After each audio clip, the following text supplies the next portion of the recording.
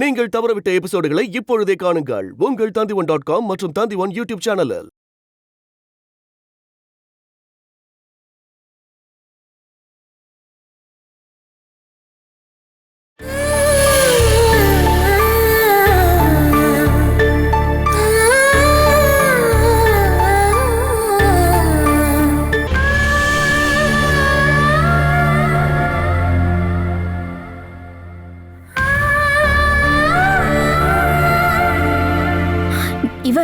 இவ பிரீத்தி தானே? ஆமா, அது எப்படி உங்களுக்கு தெரியும்?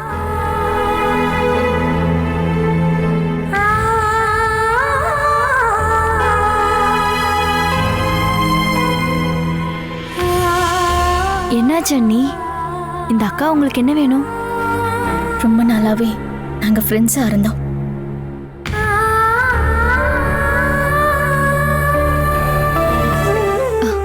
நீ அனுபவிச்ச கஷ்டத்துக்கு பிரதிபலனா உனக்கு அவரு நல்ல ஒரு புருஷனா இருப்பாரு. நான் வந்தது உன்னை பார்க்கதான். பார்த்துட்டேன். நான் எப்பவுமே உனக்காக மட்டும்தான் வேண்டிப்பேன். பாலா, நான் கிளம்பட்டுமா?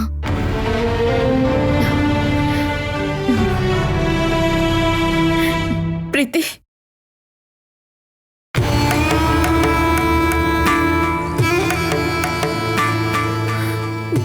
நீ கல்யாண பொண்ணுக்கு எந்த கிஃப்ட்டுமே கொடுக்கலையே.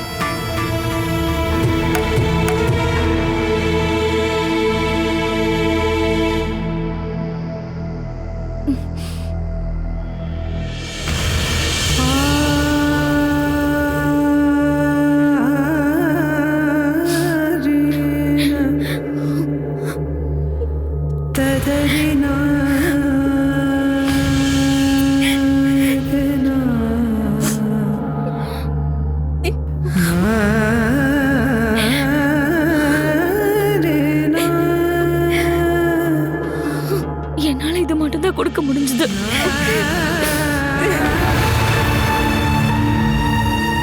நான் நாளைக்கு ஹாஸ்பிட்டல் போகும்போது உங்களை பத்தின எல்லா விஷயமும் இந்த அக்காட்ட சொல்றேன். வேண்டாம், என்னோட இந்த நிலைமை அவளுக்கு எப்பவுமே தெரியக்கூடாதா? அது இல்ல பாலானி, பிரீத்தி அக்காவோட ஹஸ்பண்ட் சிட்டிலே டாப் பிசினஸ்மேன், போலீஸ் ஆபீசர்ஸ் இருக்கிற ஃபேமிலி. பிரீத்தி அக்கா கூட நீங்க க்ளோஸா பழகிருக்கீங்க. உங்களை பத்தின விஷயம் தெரியும் போது கண்டிப்பா உதவுவாங்க. அந்த வேணுகோபால் கிட்ட இருந்து தப்பிக்கிறதுக்கு இவங்கள யூஸ் பண்ணிக்கலாம்ல. நான் இங்க வாழ்ந்துட்டு இருக்கிற விஷயம் வெளியில யாருக்கும் தெரிய வேண்டாம். தெரிஞ்சா அது வேணுகோபாலுக்கும் தெரிஞ்சிடும்.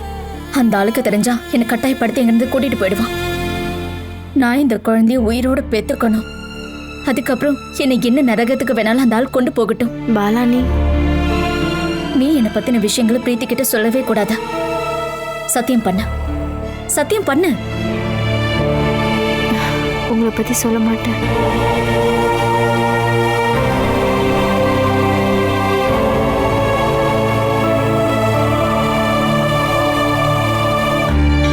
வெள்ளம், கரெக்ட்.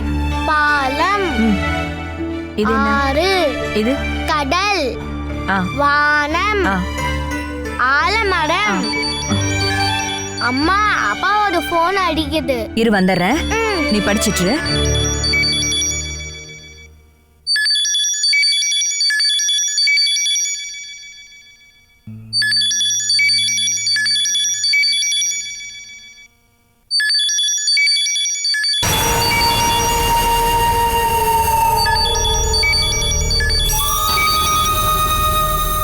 மனோஜ், அந்த பொண்ணை நாம ஹாஸ்பிட்டலுக்கு கொண்டு போக வேண்டியதா இருக்கும்.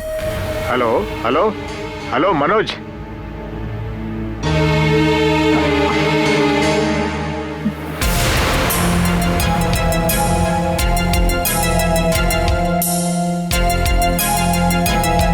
அட செல்லக்குட்டி, படிச்சிட்டு இருக்கீங்களா?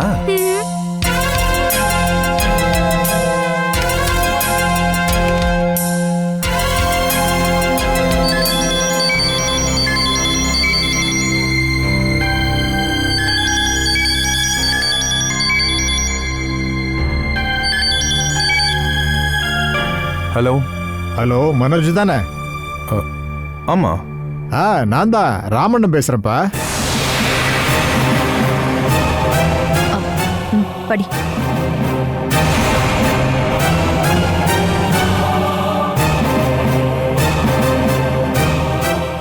சொல்லுங்க ராமண்ணா. நான் முன்னையே ஃபோன் பண்ணேன், கட்டாயி போச்சு.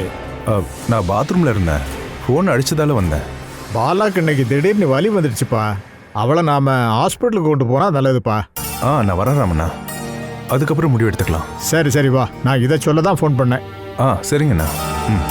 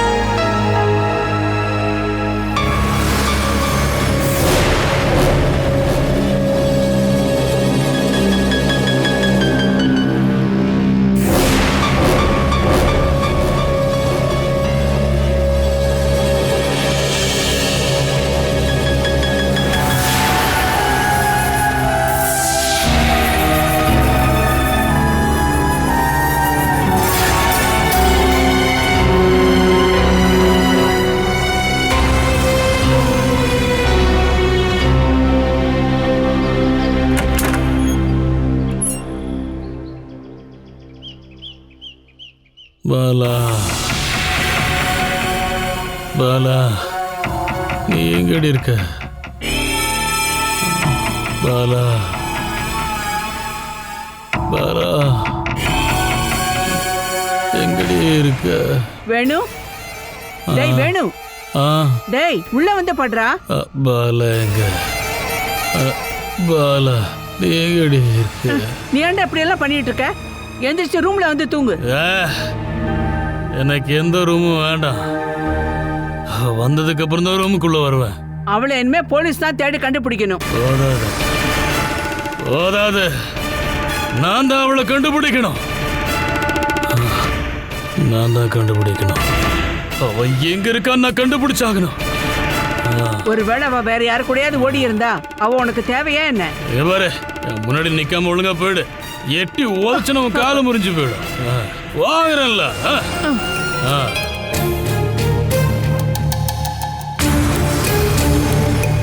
ஓ கிழவி வா. அவ போனதுக்கு நீ ஏன்டா எங்க மேல கோவத்தை காட்டுற? எங்களுக்கு எந்த சம்மந்தம் இல்லைன்னு உனக்கு தெரியாதா என்ன? இப்படி குடிச்சிட்டு படுத்துட்டு இருக்க ஒருத்தர்கிட்ட போய் எதுக்கு அத்தை அட்வைஸ் பண்ணணும்? அது ஒன்றும் அட்வைஸ் இல்லை, வேணும்னு வாயிலேருந்து வர புது புது வார்த்தைகளை கேட்கறதுக்காக தான் போயிருக்காங்க. இப்படி பைத்தியம் பிடிச்ச ஒரு ஆளை எதுக்கு இந்த வீட்டில் தங்க வைக்கணும்? இப்போதைக்கு இதை சகிச்சுக்கிறது தவிர வேற எந்த வழியும் இல்லை. நான் ஒரு ஐடியா சொல்லவா? ஐடியா கேட்கறதுக்கே எனக்கு பயமா இருக்கு. அது ஏன்? அது வந்து சொல்றதுக்கு நல்லா தான் இருக்கும், அனுபவிக்கும் போது தான் கொஞ்சம் பயமா இருக்கும். அப்ப எந்த விஷயத்துக்காக ஐடியா அனுபவிச்சீங்க? இல்ல இல்ல, நான் அதை பொதுவா தான் சொன்னேன். அந்த மாதிரி ஐடியாலாம் ஒன்றும் இல்லை. பாலாக காணாம போனதுக்கு பின்னாடி இந்த வேணுமாமா தான் இருக்காருன்னு சொல்லி போலீஸ் ஸ்டேஷனுக்கு மொட்டை கடிதாசி போடலாம். பாலாக்க காணாம போன அன்னைக்கு அவர் வேணும்னு அன்னைக்கு வெளியே போயிட்டாருன்னு அவரை மாட்டி விடலாம். கொஞ்ச நாளைக்கு இவரோட டார்ச்சர் இருக்காது. அதுல நிறைய ரிஸ்க் இருக்கு ஆஷா. எந்த ரிஸ்க்குமே இல்லாம இப்படி பார்த்துட்டு இருக்கிறது தான் ரொம்ப நல்லது. நமக்கு பிடிக்காதவன் ஒழிஞ்சு போறத நாம இப்ப பார்த்துக்கிட்டு இருக்கோம். இங்க பாரு, இந்த மாதிரி நான் ஸ்டாப்பா குடிச்சுக்கிட்டே இருந்தா இவன் ரொம்ப சீக்கிரமா செத்து போயிடுவான். அம்மா அம்மா அம்மா, இவன் அவன் மேல இவ்ளோ பாசம் வச்சிருக்கான்னு எனக்கு இப்பதான் புரியுது. அதுக்கு பேர் பாசம் இல்ல, அடிக்கிறதுக்கு ஆள் இல்லையன்ற வருத்தம் தான். பாலா, அடே பாலா, இப்படியே அவன் குடிச்சுக்கிட்டு இருந்தா ஒரே வாரத்துல செத்து போயிடுவான். முடிஞ்சா நீ போய் அட்வைஸ் பண்ணு, சாகாம இருக்கட்டும். பையனை இந்த நிலைமைக்கு ஆக்கி விட்டு இப்ப அட்வைஸ் பண்றாங்க. ஆஷா, நீ நம்மளை பத்தி நினைச்சா மட்டும் போதும். அம்மாவும் அண்ணன்களும் என்ன வேணா பண்ணிக்கிட்டோம். அதுல எதுவும் இன்வால்வ் ஆகாம நம்ம வேலையை பார்த்தா மட்டும் போதும். பாலா, அடே பாலா, நீ எங்கடி போன? என்னை விட்டுட்டு நீ எங்கடி போய் தொலைஞ்ச? பாலா, பாலா, நீ எங்கடி போய் ஒளிஞ்சிருக்க? பாலா, அடியே பாலா.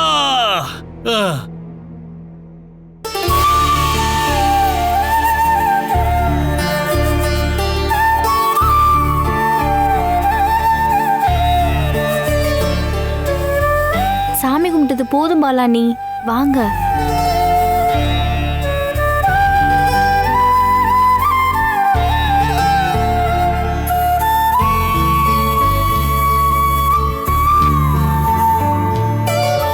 வாங்க போலாம். பட்னியா இருக்கவங்களுக்கு சாப்பாடு கிடைச்ச மாதிரி ரொம்ப நாளைக்கு அப்புறம் நீங்க கோயிலுக்கு வந்ததும், கோயில உள்ள சாமி கிட்ட மட்டும் இல்ல, கோயில உள்ள நந்திக்கிட்டையும் கல் விளக்கு முன்னாடியும் எதுக்கு இங்க இருக்க செவத்தை கூட தொட்டு நீங்க சாமி கும்பிட்டுட்டு இருக்கீங்க.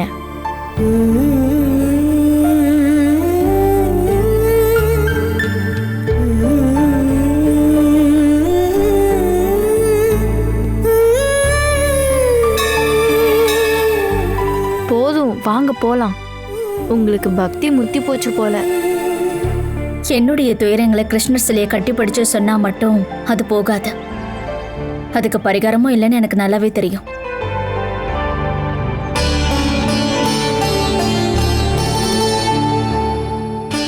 அப்படின்னா கடவுள்கிட்ட என்ன வேண்டீங்க? பிரீத்தியும் குழந்தையும் சந்தோஷமா இருக்கணும்னு. உங்களுக்காக நீங்க எதையுமே வேண்டிக்கலையா? இல்ல, ஒரு ஆளை இல்லாம ஆக்கணும்னு கடவுள்கிட்ட இந்த வேலையை ஒப்படைக்கிறது சரி வராதுல்ல. அதை தவிர எதுவுமே என்னுடைய விஷயத்துல கடவுள்கிட்ட சொல்றதுக்கு எதுவும் இல்லை.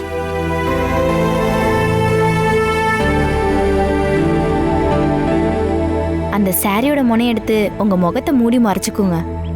துரதிருஷ்டவசமா உங்களுக்கு வேண்டியவங்க யாரா இந்த சைடு வந்தா இங்கேருந்து ஓணும்னு அவசியம் இல்லைல்ல.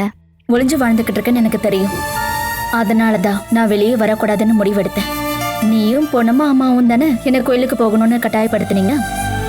அதனால பாதுகாப்பு உபகரணங்களை சரியா எடுத்து என்னை பத்திரமா வீட்டுக்கு கூட்டிட்டு போக வேண்டியது உன்னுடைய பொறுப்பு. அந்த பொறுப்பு இருக்கிறதுனால தான் நான் எல்லாமே சொல்றேன். அதை நீங்க கேட்டா மட்டும் போதும்.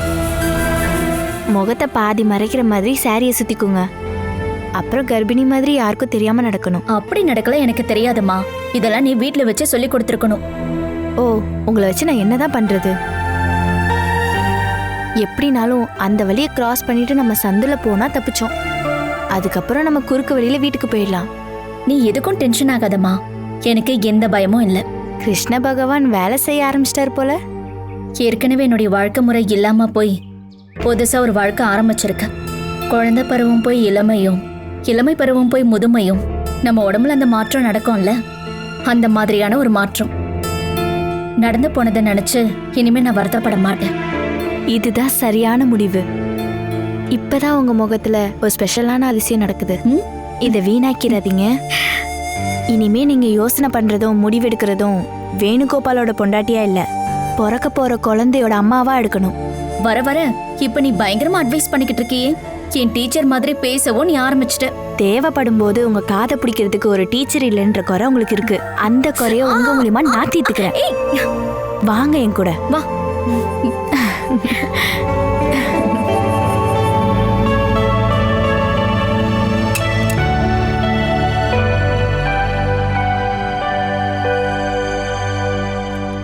அத்தை, அவர் எங்க போயிட்டாரு? உங்ககிட்ட சொல்லிட்டு தானே போயிருப்பான்.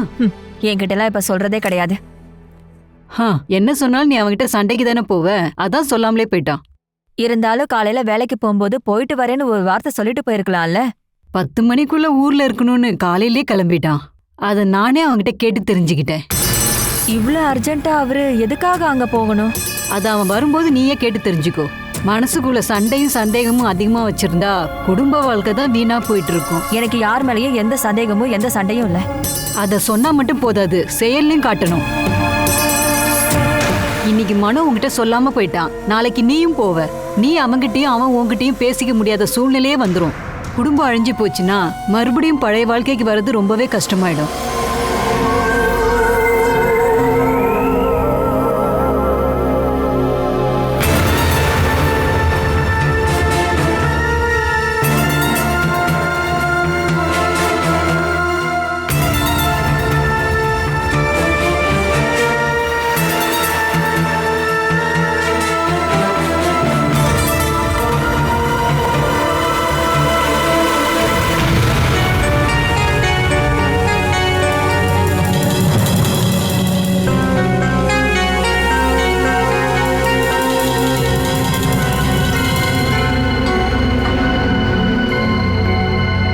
நேற்று அவன் நிலைமையை பார்க்கும்போது நான் ரொம்பவே பயந்துட்டேன்ப்பா.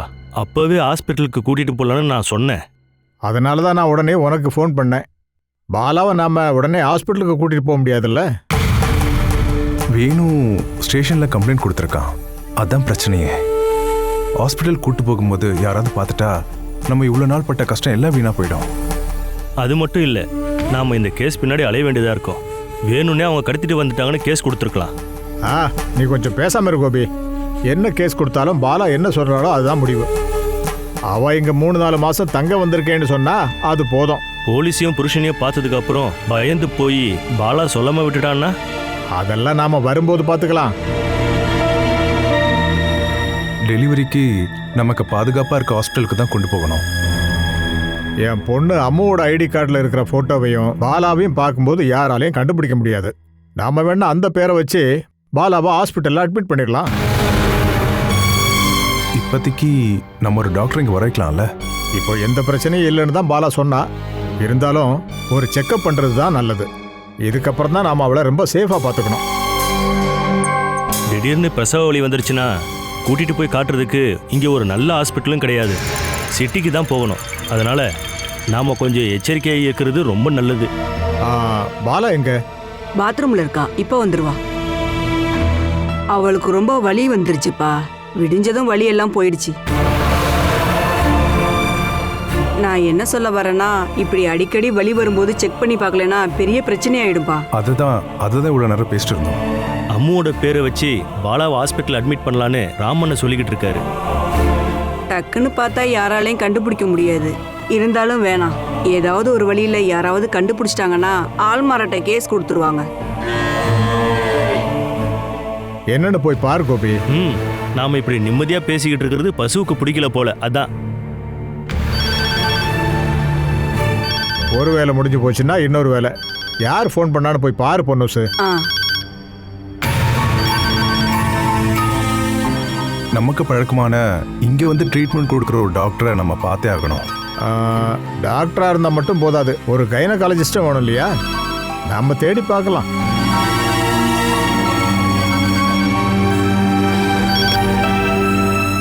ஹலோ. ஹலோ, இது யாரோட வீடு? நீங்க யாரோட வீட்டுக்கு ஃபோன் பண்ணீங்க? இது எந்த இடம்னு தெரிஞ்சுக்க தான் கால் பண்ணேன். இடமும் வீடை பத்தியும் சொல்றேன். முதல்ல நீங்க எங்க இருந்து ஃபோன் பண்றீங்க? அது வந்து பாலான்னு ஒரு பொண்ணு அங்க இருக்காளான்னு கேட்கதா. பாலசுதாவா? ஆமா, அதே பொண்ணுதான். அந்த மாதிரி ஒரு பொண்ணு. என்ன பண்ண மாமா? நீங்க சொல்ற பாலசுதாங்கிற பேர்ல இங்க யாருமே இல்ல. நீங்க தப்பா கால் பண்ணிருக்கீங்க. இனிமே பார்த்து ஃபோன் பண்ணுங்க.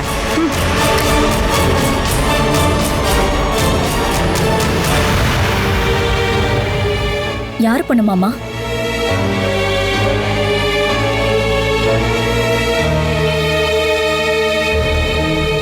ஏதோ பிரச்சனை ஆயிடுச்சுமா. நீ வா வா வா. நீங்க இந்த விஷயத்தை நினைச்சு டென்ஷன் ஆக வேண்டாம். இனிமே பாலாவை எங்கிருந்து கூட்டிட்டு போற டென்ஷன் எங்களோடது.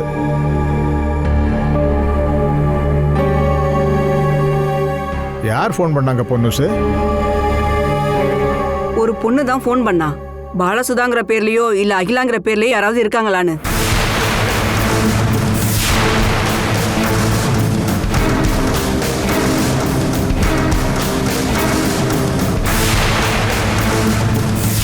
அம்மா நீங்க என்ன சொன்னீங்க?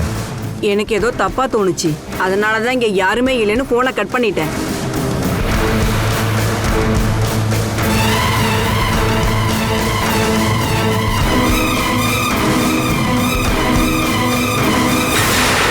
ஒரு பொண்ணு ஃபோன் பண்ணியிருக்கா அப்படின்னா யாரா இருக்கும்?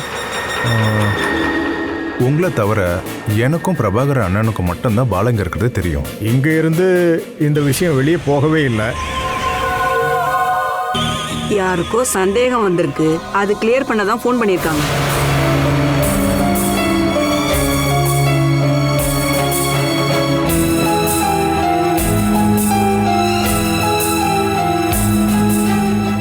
அவங்க வேற எதுவும் கேட்கவே இல்லையா?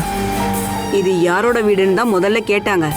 ஒரு விஷயம் உண்மை, இது யாரோட வீடு எந்த இடம்னு அந்த பொண்ணுக்கு தெரியாது.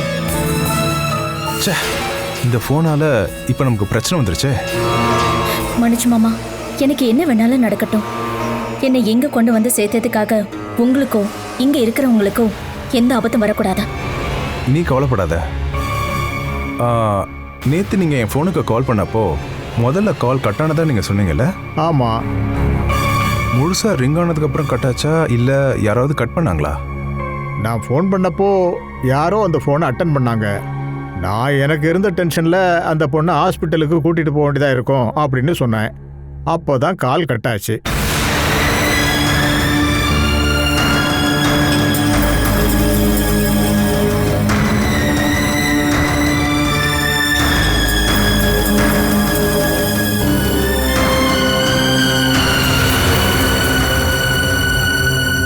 என்னாச்சு மனோஜ்? என்னோட யூகம் சரியா இருந்தா இப்போ அந்த கால் சந்தேகத்தை தீக்க தான் வந்திருக்கணும். நீங்க சொன்ன அந்த பொண்ணு பாலாவா இருக்குமா அப்படின்னு தான்.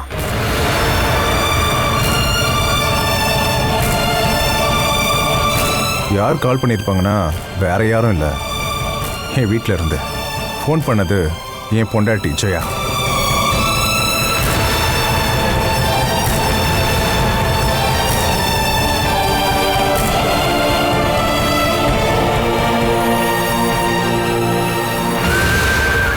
Catch us on TV, Tandivan.com, Facebook and YouTube.